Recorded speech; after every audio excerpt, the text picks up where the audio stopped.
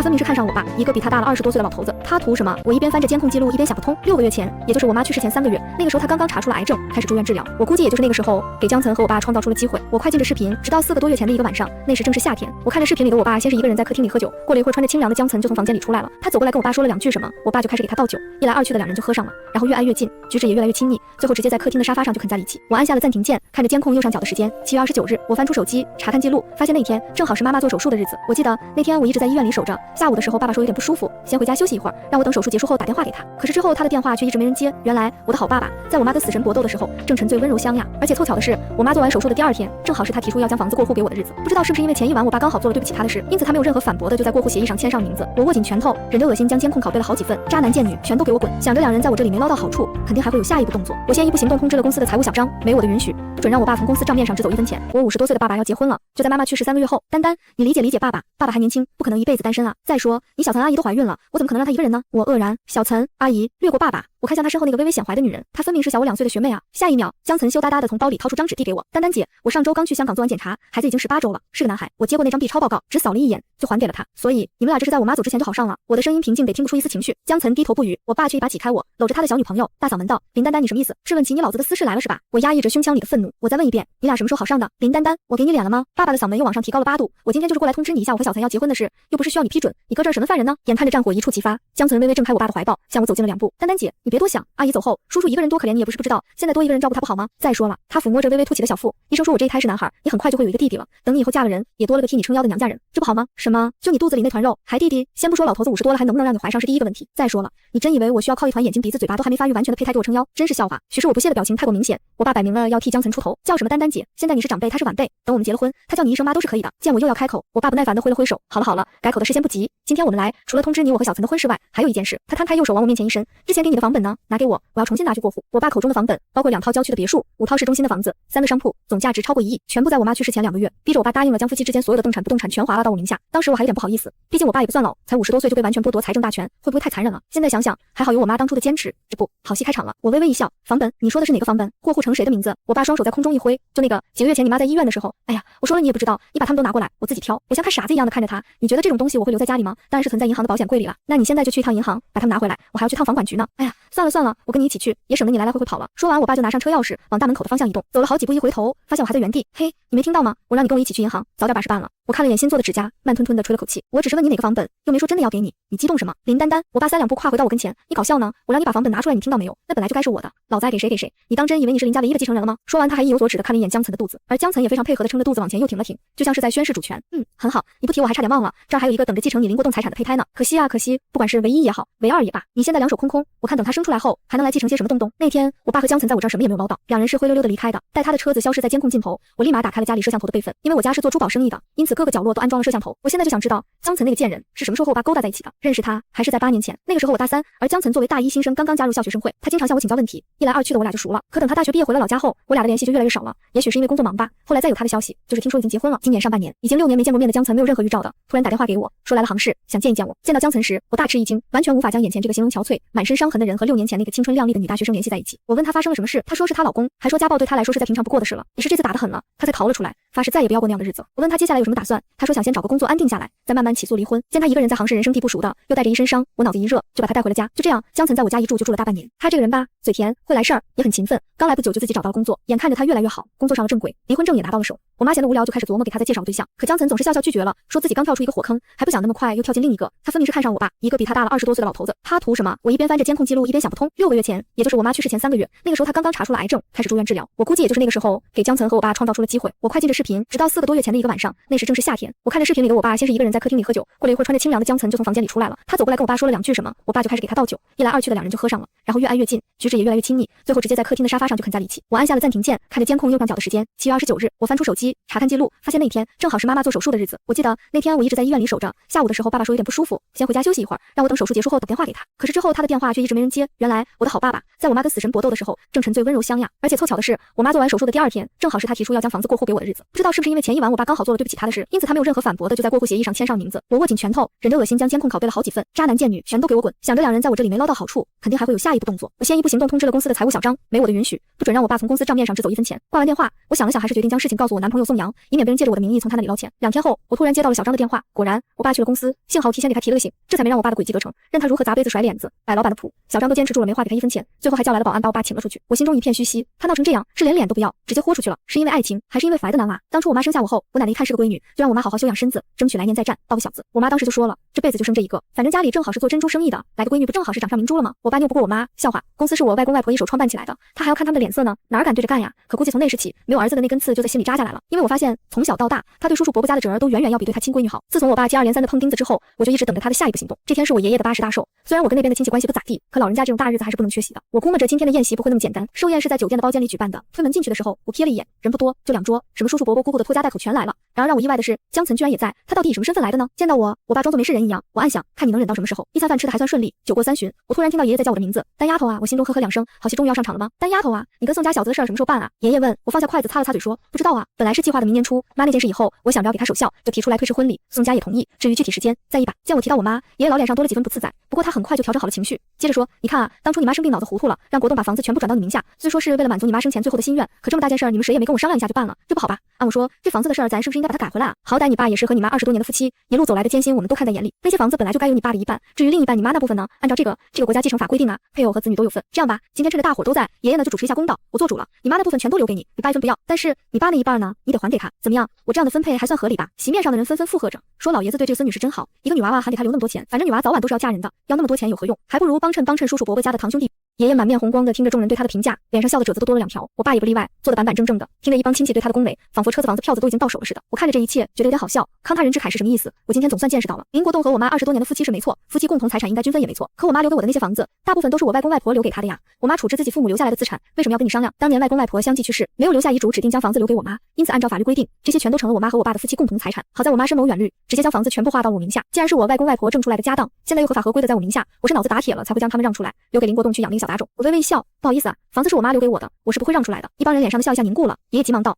我都说了不全要，这不还给你留了一半吗？做人不要太贪心了。我笑笑，可我就是贪心怎么办呢？要不你把你那份身家也留给我吧。我笑笑，可我就是贪心怎么办呢？要不你把你那份身家也留给我吧。虽然知道没几个钱，但多少都行，我不嫌弃。你爷爷指着我，半天说不出话来。一旁的姑姑赶紧给他拍胸口顺气，丹丫头也太过分了吧？有你这么跟长辈说话的吗？还好今天这里都是自家人，不然到时候你这不孝的名声传了出去，我看你未来婆家还会不会同意你进门？大伯母阴阳怪气道，这就不麻烦你操心了。我跟我男朋友还有未来婆婆感情好着呢，他妈妈天天念叨着恨不能早点把我娶回家，还说他们家可以没有他儿子，也不能没有我。婶婶听闻撇了撇嘴，既然你都那么有钱了，未来婆家对你也看重，你就不能稍微松松手，让一些给你爸爸吗？你也知道，你马上就要有弟弟了，他不提这弟弟还好，一提我就更来气了。弟弟？哪个弟弟？谁不知道我妈一辈子就生了我这么一个女儿，哪里冒出来的小杂种也敢自称是我弟弟？这话可一下惹恼了我爸，他一拍桌子站了起来，指着我的鼻子骂，不管你认还是不认，你从一肚子里揣的就是你林丹丹的弟弟，就是我老林家的根。怎么，你做姐姐的吃香喝辣，却连口汤都不舍得留给你弟？早知道你这么没良心，当初你生下来的时候就应该把你扔粪坑里淹死。嘿，我这暴脾气给你脸了是吧？林国栋，伏低做小了一辈子，我妈一走你就露出真面目了。我妈怎么没把你一起带下去？江岑肚子里那坨肉是我逼着让你俩搞出来的吗？既然不是，那跟我有屁的关系？谁弄出来的谁负责，负不了那个责就别装什么大尾巴狼，让他去公安局告你个 QJ， 再要求个几十万的赔偿也不是不行的。我爸闻言一下转头看向了江岑，不是，我怎么会呢？可我爸脸上的表情分明在说真的吗？我不信。我笑笑，拎着包直接走出了包间，剩下的就让他们狗咬狗吧。撕破脸后，好长一段时间都没再听到我爸那边的消息，我一度以为他们放弃了，逼我去过户这种事，只要稍微有点脑子的人都知道不可能，与其跟我耗时间，还不如趁早找别的出路赚钱呢。我大学毕业后接手家里的珠宝生意也不过6年时间，只要肯干，不是没有机会东山再起。渐渐的，我的生活又回到了正轨。经过2家商量，我和宋阳的婚礼也推迟到了明年的国庆。虽说看起来还早，可该准备的一些东西还是得尽早准备上。就比如说婚礼上需要佩戴的珠宝，我和宋阳2家都是做珠宝生意的，定制个项链、环戒指什么的，不用找别人就能办好。可是有一件珠宝，我却想找更好的设计师来替我完成，那就是婚礼上要佩戴的王冠。20年前，当我还是一个小女孩的时候，我们一家3口去澳大利亚旅游，路过悉尼的一家珠宝店，当时的我就被橱窗里一颗美丽的宝石吸引住了，怎么也挪不动脚。妈妈笑我不愧是她女儿，小年纪就有如此欣赏能力，然后拉着我的手走进了店里。后来的故事就是在那个首都房价才2-3千1平米的年代，我妈刷直接刷掉了200万买下了这颗 Fancy Vivid 的3克拉阿黛尔粉钻，说要留给我做嫁妆。如今妈妈已经不在，可我却希望她留给我的这个钻石能够代替她出席我的婚礼，做王冠上最耀眼的主石。宋阳知道我的心愿，特意托关系找来了我最喜欢的台湾珠宝设计师套，他以前的作品获得过不少国际大奖，还被全世界的收藏家所收藏。见面的当天，经过短暂沟通，差提笔就在 iPad 上画下了几个简单的构想。然而，若是需要更精细的设计方案，超则坚持要看到那颗粉钻的实物才可以。他说，任何一颗宝石都是有生命的，他需要与被设计的对象进行面对面的观察与沟通，才能迸发出独一无二的灵感。没法，我只好回家去取那颗粉钻。然而让我意想不到的是，在经过一道又一道安保措施，最终打开我书房的保险柜后，我却发现那颗价值不菲的粉钻居然不翼而飞了。同时消失的还有保险柜里几公斤的金条。贼是什么时候进来的？我赶快翻看书房的监控视频，却发现2周前的一晚，监控控被莫名其妙关闭了15分钟，15分钟后又恢复了正常。而诡异的是，我的报警系统居然也同时进了声，这是何方妖孽？有如此大的本事？我找到家里的保姆，问他2周前的那晚家里可来了人，或是有什么异常？保姆一开始支支吾吾的还不肯说，后来见我动了真气，才到2周前我爸是回来过一会儿。我勃然大怒，质问他为什么当时没告诉我。他委委屈屈的表示，他给我带了件神秘礼物，想缓和一下父女关系，让保姆帮忙保密。没有防备的保姆就放了他进来，随后的事就简单明了了。我电话通知了宋阳，说粉钻被盗，设计的事儿要延后。紧接着我就打电话报了警，警察来得很快，检查了监控系统，确实有被黑客入侵的痕迹，又检查了保险柜周围，可惜只提取到我的指纹。想来那个偷粉钻的人一定是戴好手套的，但是他百密一疏，警方在保险柜前方的地上提取到了2枚清晰的鞋印，一看就是男人的。书房是我家的禁地，保姆也不许进入。经过对比，那双鞋印就是我爸专用拖鞋的鞋印。警方立刻传唤我爸，问他那颗钻石的下落，可他却硬是咬紧了牙不承认，说自己没拿。那天晚上就是去给我送的礼物，压根没进过书房，还说那双鞋就在那里，谁都可以穿。你怎么知道不是什么小毛贼穿上然后栽赃嫁祸给他的？我冷眼坐在派出所里，看着他对着警察叫嚣你能奈我何的模样，心寒到了极点。我以为那颗粉钻代表了我们一家3口曾经的美好时光，是妈妈留给女儿的嫁妆，是她对我未来的期盼。我爸再怎么混蛋也应该不会有动他的念头。可是我错了，人性呐，在金钱和现实面前不堪一提。办案警察跟我说，因为监控被切断，而那2枚脚印也确实不能说明什么问题，他们也还真的不能把他怎么样。宋阳这个没眼力劲儿的，早告诉你把粉钻放银行保险箱，我本来就烦，一听他这样说就更烦了，几乎是用吼的。老娘就想把他留家里不行吗？宋阳见我发了火，连声给我道歉，说对不起，他一时口快，不应该受害者有罪论，可我不吃他那一套，烦死了，男人没一个好东西。宋阳哄着我说让我放心，警察这边没线索没关系，他一定会把钻石给我找回来的。宋阳哄着我说让我放心，警察这边没线索没关系，他一定会把钻石给我找回来的。我问他怎么找，他说偷钻石的人拿到钻石后总不会一直压手里吧，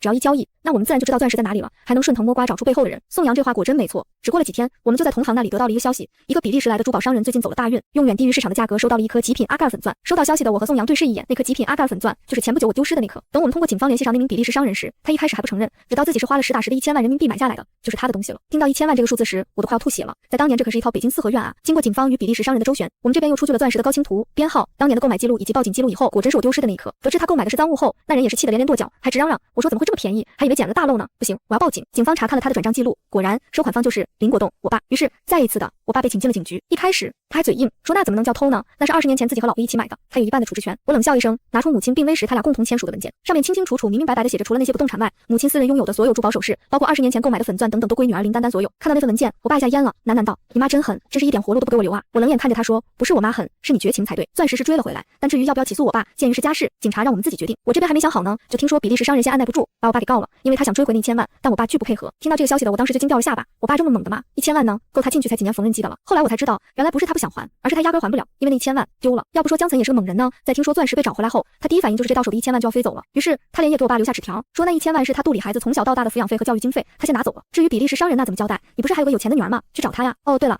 孩子你放心，我一定会把他好好生下来，抚养长大，到时候回来跟你相认的。据说我爸拿到纸条后，先是大骂了江岑一通，可思前想后，终究是一个人扛下了所有。因为江岑肚子里还怀着他林国栋的种，他们林家的根。偷钻石的是我爸，出面卖钻石的也是他，最后还不出那1000万的还是他。偷钻石的是我爸，出面卖钻石的也是他，最后还不出那1000万的还是他。江岑以为他自己什么也没干，可以以孩子抚养费的名义拿着那1000万拍拍屁股走人。可是他不知道的是，那1000万属于赃款，第三人取得赃款赃物时，若构成善意取得，则不予追缴；若不构成善意取得，则必须追缴。抚养费虽然说得过去，但1000万的数额明显超过了杭市本地的生活标准，因此超出部分应当追回。但是在找到他之前，我爸还是需要为他自己的行为承担后果。如果还不出钱，那等着他的必将是牢底坐穿。他只好又求到了我这儿，丹丹，这事儿是我做错了，但你真的能够眼睁睁看着爸爸进去吗？我冷笑一声，你问我干嘛？那你那个相好的啊，又不是我卷走了你的钱，他都能心安理得的看你进去。我作为盗窃案的苦主，我为什么不能？可我是你爸爸呀！林国栋急了，那又怎样？你又不是我一个人的爸爸，找你们林家的根去。后来我爸还是想办法凑到了1000万，还给了比利时商人，商人也随后撤销了对他的指控。收到消息的第一时间我就冲去了宋家找宋阳，是不是你给的钱？我都说了不要管他，不要管他，让他自生自灭好了，你怎么还给他钱？我气嘟嘟的说。宋阳好笑的拉着我坐下，我还不知道你最多晾他的3、5天，哪还能真把你爸送进去啊？为什么不能？他都能干出那样恶心的事儿，我还不能让他进去几天受点教训了？宋阳递给我一张纸，看看吧，这是什么？我接过来一看，白纸黑字的还带着手印，欠条，我爸写的。宋阳嗯了一声，说1000万，写张欠条，不过分吧？你看上面还约定了详细的还款计划和日期，如果到期他不还钱的话，凭着这张纸随时都可以起诉他。说完，他将那张纸小心的放进文件袋，交给了我。给我的，我有点摸不着头脑。你的爸爸还是由你来决定吧。怎么说呢？有了这个也算是多了重保障，他以后不敢再随便来招惹你了。我心情极好的将文件袋收好，但还是好奇的问他为什么不让我爸进去才2天缝纫机。宋阳红了红脸，小声道：“那不是因为如果直系亲属有犯罪记录的话，会影响后代考公吗？可是我生意做得好好的，考什么公呀？咦，不对，宋阳你是不是别有所指？”我好笑的看着他，宋阳嘿嘿的笑了2声。我想啊，在我们有生之年，台湾是一定会回归的吧？万一上头要在全国挑选一批根正苗红的年轻人过去当个村官啊、乡长啊什么的，你说咱们以后的孩子是不是也有机会啊？可不能现在就把他们的路子给堵死了呀！嘿嘿，粉钻失窃的事就这样告一段落。虽然江岑那边还没有任何消息，但我爸这里暂时也没出什么幺蛾子。年底的时候，我去参加大学同学聚会，遇到了一个老同学，他跟江岑是老乡，我就顺便向他打听起了江岑的过往。什么？你不知道吗？哎，不过你不知道也正常，他又不是什么名人。老同学给我描绘了一个完全不一样的江岑，在父母要求下，大学毕业后回了老家，不多久就考上了当地的编制，有了一份安稳的体制内工作。随后他又被安排相亲，嫁给了一个中学老师，事业有了，家庭也有了。你以为这江岑就该踏实下来好好过日子了，对不对？可他偏不，他看不上那老实巴交的丈夫，觉得他没出息赚不了大钱，转头就跟他们单位里的一个小领导好上了。因为小领导不但有点权，而且还有钱，两人的地下情持续了几年以后，终于被江岑老公发现了。他闯到他们偷情的地下车库，将江岑拖出来就是一顿暴揍，被其他业主看到后拍下来传到了网上，这终于包不住火了。江岑和他领导偷情的事很快就成了他们当地最大的桃色新闻。这下江岑知道自己的工作是保不住了，家也回不去了，本来城市就不大，走哪都有人指指点点，索性他一咬牙买了张票就直奔杭市来找我了，还立了那么个家暴受害者的人设来骗取同情心。知道真相的我，当时的那个后悔劲儿呀，别提了。要不网上说要少介入别人的因果呢，这不帮忙，给自己帮出个小妈来了。另一边，为了还债，我爸又干起了他的老本行，淘珍珠。怎么说之前也是做了20来年的，即使这几年退休后好吃好喝的养了起来，但有些东西重新上手还是很快的。被我赶到了自家的珍珠养殖场去，乖乖的从头做起。我偷偷去看过几次，见他大冷的天穿着围裙戴着手套在那里直播开珠子，人是瘦了不少，但精神头却不错。看来治疗失恋和背叛最好的良药还得是事业啊。就这么过了几个月，有一天我突然接到警察的电话，说可能有了江岑和孩子的消息。我这才想起来，对啊，江岑肚子里那个孩子，算日子应该已经生了吧。等我赶到警局的时候，我爸也刚到。哟，我前脚刚说完事业是男人最好的疗伤药呢，他后脚又原形毕露了。办案的警察给我们看了一段监控录像，一个女人半夜驾着车去福利院门口扔了一个婴儿，在她转身上车的瞬间，视频被按了暂停，再放大，那女人俨然就是江岑。我和我爸大眼瞪小眼望着警察，这是视频是绅士警方发过来的，通过人脸识别和大数据分析，基本确定了视频中的女人是你们一直在找的1000万失窃案当事人江岑，她遗弃的那个孩子，我们怀疑就是你爸爸和江岑的亲生孩子。我震惊了，这都什么人啊，自己的孩子也丢，不是拿了1000万吗？那么多钱还养不起。本着看好戏的心态，我提出和我爸一起去一趟申城。当我们马不停蹄地赶到福利院，看到那个孩子时，我爸瞬间就绷不住了，挺大的男人，哭着交上去抱抱。福利院的老师尴尬地看着他和一起来的警察，这确定是你家的孩子吗？我爸摸了把眼泪，抽着鼻子说，没错，就是我林国栋的孩子。你看这大眼睛、高鼻梁，还有小嘴，跟我小时候是一模一样。我翻了个白眼，才1个多月大的婴儿，你能看出来个屁？虽然是警察陪着来的，但按照流程，我爸还是需要和小孩一起做个亲子鉴定，才能把他领回家。而结果出来需要2个工作日。临走前，我爸抱着小孩亲了又亲，嘴里还念叨着宝宝乖啊，过2天爸爸就接你回家去。看得我是好一阵无语。林丹丹啊，林丹丹，这场戏就非看不可吗？同时，申城警方也通过追踪那辆车的车牌号，找到了江岑。也许是刚生过孩子的原因，才几个月没见，江岑肉眼可见的更丰满、更富态了。想来有了那1000万，他的日子应该过得很是滋润吧？贱人，卷了我的钱就跑，害得老子一把年纪了还要出来打工还债，你居然还把孩子给丢了！看我今天不打死你！一旁的警察又怎么会让我们如愿呢？当场就将他俩隔了开来。警察一边警告我爸不得生事扰乱他们办案的秩序，一边就开始审问起了江岑。第一，那1000万在哪？第二，为什么扔孩子？江岑在听完警察问的问题后，大笑了起来。林国栋，也是我运气不好，1000万我花掉了一些，剩下的你都拿走吧。至于孩子，我本来也没打算养，你要是想要，就带回家自己养去吧。说完这些话后，他就开始保持沉默，无论问什么都不回答了。没办法，警方只好先把他收押了起来，准备过几天我们回杭市的时候再一起将他带回去。2天后，亲子鉴定的结果出来了，林家宝，没错，林家宝。这就是他过去2天给那小孩新取的名字。可宣布结果的时候，就让在场所有人都大吃一惊，因为林家宝，哦不，那个小孩，鉴定结果是和我爸完全没有血缘关系。我爸懵了，我却在心里有了个隐隐的想法。再次见到江岑，在得知我们刚做完亲子鉴定，而结果显示福利院的孩子和我爸完全没有血缘关系时，他叹了口气，哎，这还是包不住火啊。这回他终于没有再隐瞒，将事情的原委一一道来。当初江岑和他上次偷情的事被曝光，他挨了一顿打后，就跑来了杭市投奔我。一开始他确实是想着找个工作重新开始新生活的，可习惯了老家清闲事业编的江岑一时半会儿还适应不了新工作的高强度。他在杭市除了我又没有其他的诉苦对象。在几次被领导骂了后，江岑就走进了酒吧借酒浇愁。也是在那里，他和一些男人发生了说不清道不明的关系。发现大姨妈迟到1周后，江岑终于意识到了不对劲，他偷偷买来验孕试纸，而那上面清晰的2道杠却狠狠地打碎了他最后的幻想。可怜的他，却连孩子父亲的脸长什么样都想不起来。郁闷了2天的江岑正好撞见我爸一个人在家喝闷酒，想起我那在医院抢救不知道还有多少日子的妈妈，又想起我家的公司、我家的别墅和车子，自以为天降馅饼的他思考再三，终于做了一个决定，向我爸走了过去。故事说到这里，我爸气得抓起桌上的杯子就要扔过去，被眼疾手快的小辅警一把拦了下来。干什么呢？当这是菜市场吗？都给我坐好！你，我爸指着他，气得手抖。合着一开始你就是打着让我给别人养儿子的目的啊！你个臭不要脸的婊子！难道你没有爽过吗？江岑一副不屑的样子，还不是怪你自己好色，我又没有逼你脱裤子，你管不住裤裆里那玩意儿。好了，不要吵！一起来的警察发话了。那后来呢？你拿到1000万离开了杭市，怎么又跑来申城把孩子扔福利院了？江岑狠狠道：那个小兔崽子，我压根儿就没想要，我连他爹是谁都不知道，我留着他不是给自己添堵吗？要不是以为还能从林国栋这儿捞点，我也不用陪他演了那么久的戏。拿到1000万后，我离开了杭市，本来想找个地方打胎的，可大医院我不敢去，怕留下记录，小诊所又嫌月份大了不敢接，没办法，我只好把他生了下来。我没有打掉他，还给了他一条命，又把他送去了福利院，也算是仁至义尽了吧。只是没想到你们居然会这么快找上来，还做了亲子鉴定，哈哈哈哈。